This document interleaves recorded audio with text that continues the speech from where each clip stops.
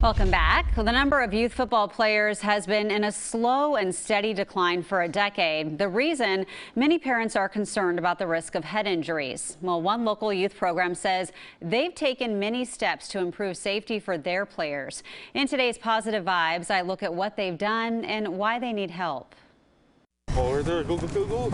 Sam Telesaw just graduated from Aloha High School, and the 6'2", 275-pound football player is off to Georgetown soon, where he was awarded a football scholarship. I'm the first one in my family to go to college, and it's I don't know, it's more than words can express. While his grades were outstanding, football is giving him the opportunity. And for the past few years, Sam's been helping mentor his younger brother Scotland's team with Aloha youth football.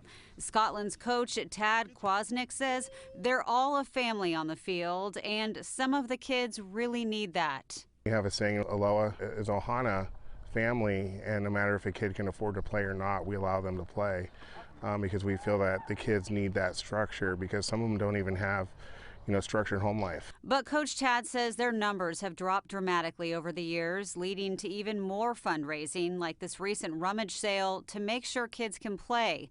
The reason behind the drop, the fear of brain injuries. I think right now there's such an attack on football overall.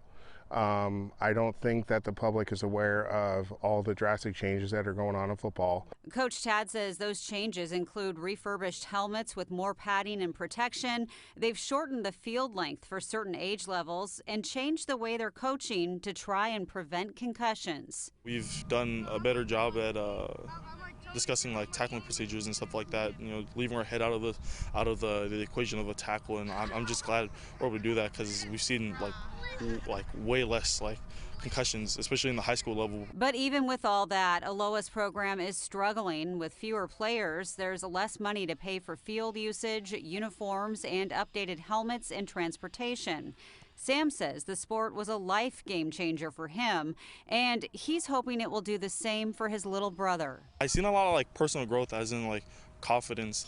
They gave us a lot of stuff when we didn't have much.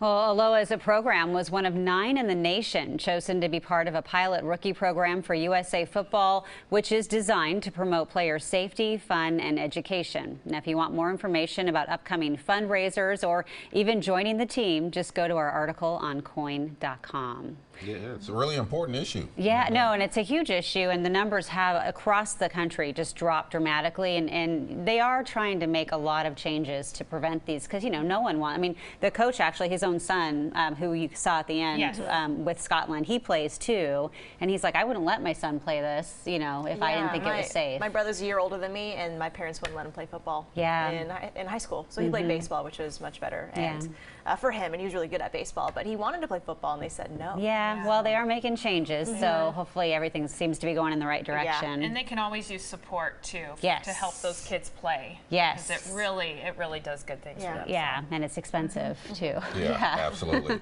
Well.